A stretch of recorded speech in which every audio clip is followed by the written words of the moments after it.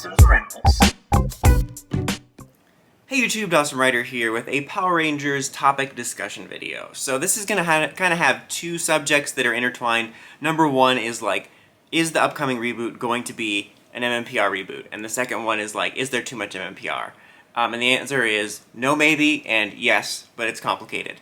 So anyways guys, until next time, no, but mainly because I've made a couple of videos in the last week talking about the reboot and all the news about the upcoming sort of, pause the franchise is going to be on in regards to the show and the merchandise and the potential upcoming reboot, whether it happens or not, when it happens. And most people are assuming it's going to be an MMPR reboot, like a lot of other franchises when they do a reboot, going back to one and stuff like that. And I wanted to talk about that because as of this moment, we don't know a lot concrete about the reboot outside of the fact that it's happening and a couple just errant things that have been said. But again, I'm saying as of this moment, so this could change. It doesn't seem like it's going to be exactly that. We have some kind of leaked information from various leakers and insiders like Jinsaku or whatever about oh, it's going to have a female Red, and there's rumors from that was going to be based off of the Zords are going to be based off of different mythological creatures, and that the suit designs are going to be original. So we do have info like that, but we have gotten some other information from people that are working on it. I think Entwistle had said at one point that the suits were going to be something new, but he also tweeted an image of, I think it was Zordon and Alpha, and talked about how there might be versions of characters we know in there. So it has been kind of vague, and like I said, as of this moment, we don't know a lot. We just kind of have some random info, kind of almost vague info, unconfirmed info from people behind the scenes that could have changed. But all we really have is, it's happening, it probably will be original suits, but there could be stuff familiar in there. And I think that's honestly exactly what it's going to be. It could change. Right now, nothing has been filmed. Obviously, as of this recording, when this is being recorded, we're in the middle of an actors and a writer's strike. And so they literally can't do much. They can't write anything more. They can't cast or anything like that. So in this pause period, they could change it. After the strike's done, they could decide to shelve it and then change it.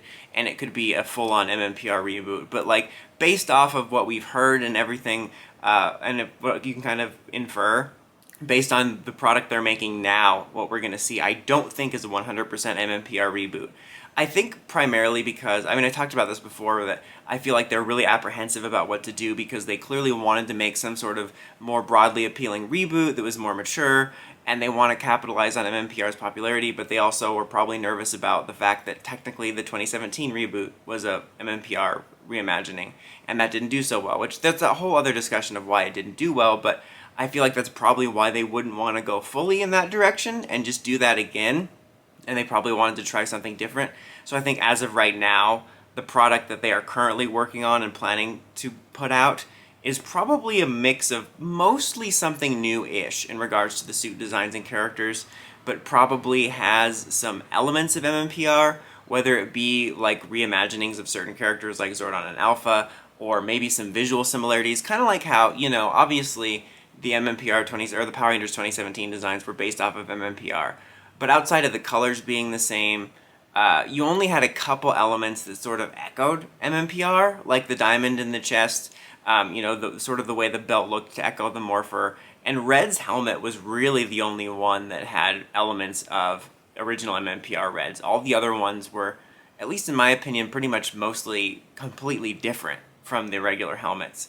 So but by that I mean the reboot suits, I could see being something like that, where they're new suits, but you might have something where Red's helmet symmetry resembles MMPR Red, or maybe they'll be diamonds in the designs.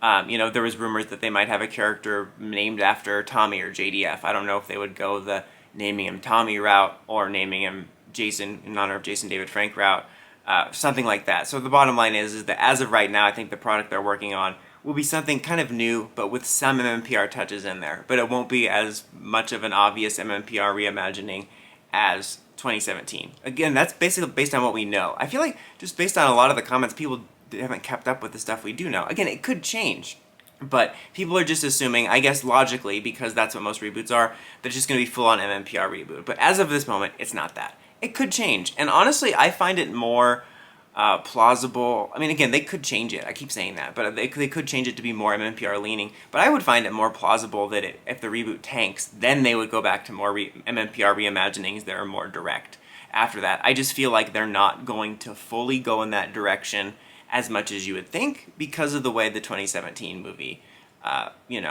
performed. But that brought up the conversation of like, the MMPR fatigue, which we've all experienced. I've experienced it too, and I think people think that I'm flip-floppy about it, but it's more like my opinion in regards to MMPR fatigue is like, yeah, absolutely. If it could be successful, I would love to see more stuff beyond MMPR. But I logically understand why they do it because it's the only iteration that is more marketable to more than the core fandom. Because I think a lot of fandoms, I think the core fandoms can't see past themselves in regards to this is their perspective, and they talk to their friends in the fandom. They're like, oh, well, we obviously all like this and think it's a good idea. Obviously, that's what's going to be appealing to everyone, which just isn't the case. And I think that's worse when it comes to the PR Toku fandom because it's such a small fandom in regards to if you compare the size of the hardcore Star Wars fandom or the hardcore DC fandom to the hardcore Power Rangers fandom, they dwarf them. In general, the casual audience is always going to be bigger, but the hardcore Power Rangers fandom that cares about Time Force and Ninja Storm and Sentai is so much smaller than the hardcore Star Wars fandom. So the stuff that's going to be appealing to them is going to have an even more limited appeal to the casual audience. And I've talked about this before, but MMPR Power Rangers has failed to create more iconic seasons outside of that. And people always say well, no, but I liked Time Force when I grew up with it. I'm like, yeah, that's an account of one person. That doesn't the casual audience doesn't care about Time Force. They don't care about Sentai. They don't care about Ninja Storm, whatever. They most people don't know those seasons. I would compare it to stuff in regards to stuff I watched when I was little, bringing it up in a casual conversation with casuals. People will know what Power Rangers was, but most people do not know what Metabots was if I bring that up, or Beetleborgs even. I would compare it to that. That's kind of what it's like for if you bring up something like Time Force or any other season. I bring up Time Force because I feel like that's one of the more popular fandom seasons, and there's this illusion in the fandom that because a season like In Space, RPM, or Time Force was popular in the fandom, that means that it's recognized by the general public, but most of the general public does not care about that, understandably so. But I've brought that up in the past too. I did a pseudo-similar video talking about how the Power Rangers franchise failed to create multiple iconic eras that could be marketed outside of MMPR, and they kind of did that to themselves. But some people brought up in that video, I remember, which is actually really smart, which I didn't think about, that other franchises have done that, but they haven't done it as much as I thought. And by that I mean I brought up other franchises being able to come up with further iterations like TMNT and Transformers, but it's different than something like Sentai, where, Sentai every year it's an entirely new cast of characters and all that stuff, but when you do different iterations of Turtles and Transformers, it's the same characters, just reimagined. You might shuffle up the cast a little bit, you might have series that have a more drastically different art style like Transformers Animated and stuff like that, but it is different, and it's not like we're getting an entirely new cast of Autobots or new Turtles every reimagining. It's the same core concept reimagined, and people worry that in the future that PR could become that, where it's just MMPR, the original 6 characters and villains reimagined over and over again, just like Turtles and Transformers. And that's a good point, and I didn't think about that. It's interesting to see how different franchises handle that. I think in general, almost every franchise that's pseudo-similar has that problem where their Gen 1 is their most iconic and is always the most marketable. It's just to varying degrees the way it happens. I think Star Wars and Pokemon are kind of good examples where both of their Gen 1s are still their most marketable, but they have been able to come out with further iterations and characters that are marketable. Like with Star Wars, I think that once the prequel era fans grew up, they were able to do different projects like re-renewing the Clone Wars or Obi-Wan stuff or even just merchandise. And they were able to say oh yeah, there's now a sizable audience for this.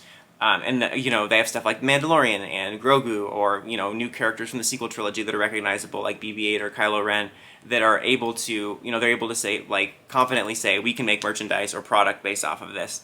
But even with that said, the original trilogy is always going to be the most marketable. Same thing with Pokemon. Pokemon has now had 8 generations after the original, and they're able to make new merchandise off of it, but they always go back to Gen 1 for that safe cash.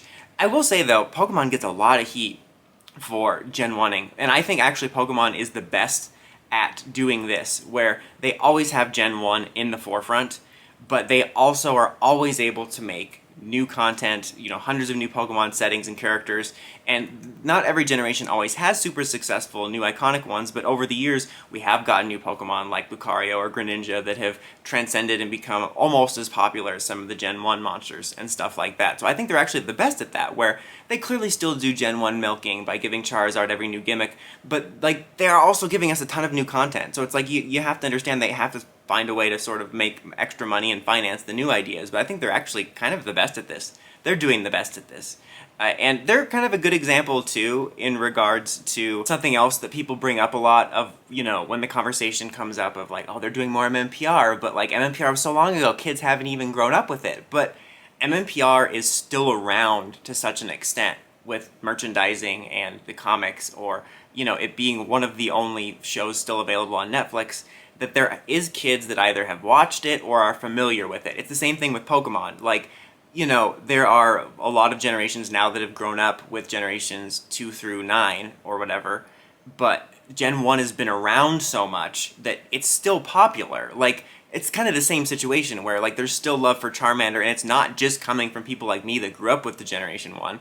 It's like they've kept it around just like MMPR, Generation 1 Pokemon, to the point where they've they've done that to themselves in that regard. You're always going to have that problem with the first generation being the most popular, but keeping MMPR around or keeping Gen 1 around ensures that further generations, that even if Generation 4, Generation 6 was their generation, are also going to be very familiar with Generation 1 because it's what they're pushing. So that's like a good example of people being like, well, I grew up with Samurai, not MMPR. It's like, yeah, but they kept MMPR around, so it's still the most notable. Obviously, the numbers speak for themselves. And that's kind of the thing. It's like, absolutely, I would love to see them be able to branch out, But I understand why they have to do it because it's the most marketable. In terms of the comics, like, that's brought up a lot. I think it's, for me, I'm fine with it, though. Like, I would rather see a good MMPR story that, for me, is still more fresh than the Sentai adaptions because we're getting to see new designs and new characters, new scenarios, new worlds and stuff like that. I'm fine with that as long as the story's good. Like, I would rather just see a good story, whether it's an MMPR reboot, MMPR comic, MMPR animated reimagining, than just a mediocre Sentai adaptation. I've liked the comic stories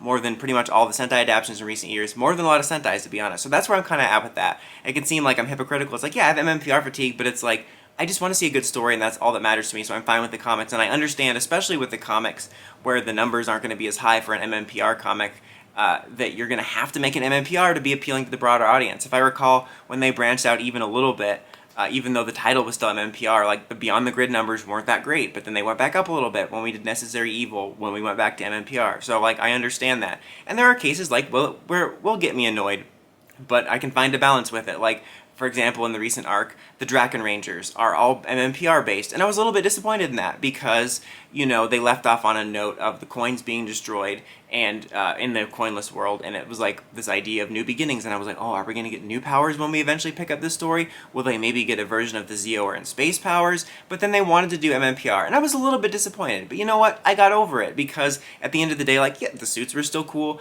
and what's going to matter is I think the story they're heading towards is interesting, and the dynamic of the team I think is interesting, and it was ultimately kind of a superficial thing.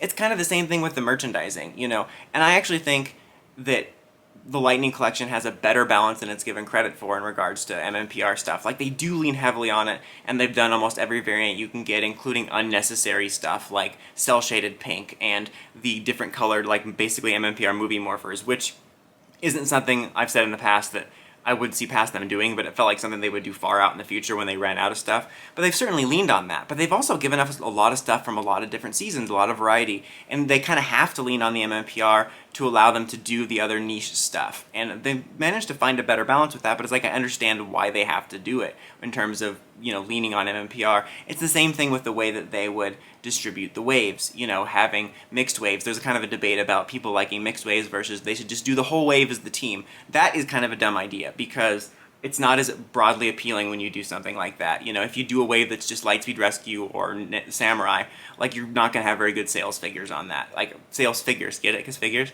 Thank you. I think the reason they mix them is to have a wave that's kind of has a more mixed appeal, especially the early waves where you would always have someone MMPR or MMPR tied, because you have to have that, casual that's going to be like, oh yeah, I loved the Black Ranger when I was little. They're not going to care, though, about Lightspeed Rescue Blue on the shelf or something like that, so you kind of have to have that. They do that with their other waves, too, mainly with, like, Marvel Legends, although they do tie that together with the Build-A-Figure, but you'll see that where they come up with like 4 figures from the latest movie or Marvel Plus series, Disney Plus series, and you know, like 2 of them will probably be like surefire sales, the other ones might be more obscure, and then the wave will also include like a random comic character and stuff like that, and like they kind of want to use it as an incentive for you to check out the whole thing. So it's like, there is probably too much MMPR, and I think that they could balance it more, but it's also kind of a necessary evil because it's what sells.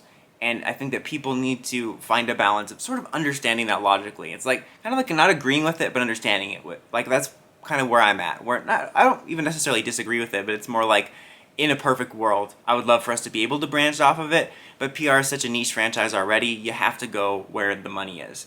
And just to tie this back to the very beginning of the video, real quick, in regards to the reboot, as of this moment, it doesn't seem like it's going to be that 100% the way people are thinking based off the info we got. But even if it is, even if they change it, or this fails and we get another reimagining of MMPR, that doesn't necessarily mean we're just going to all of a sudden go back to airing effectively the 90s show. Like for me, the 2017 version, which was clearly based off of MMPR, didn't really feel like, oh, this is more MMPR. It felt like something new. For me, the most MMPR was just the general core skeleton of it. But for me, that was interesting to see how they imagined that. So that didn't feel like that at all. Like, so, I don't know. Just, as always, what I say with this, which is a message that will reach upwards of 2 people, is just try to keep an open mind about it. Is, yes, there is too much MMPR, but it's kind of something we have to accept for now. And as of this moment, the reboot does not seem to be a straight MMPR reboot.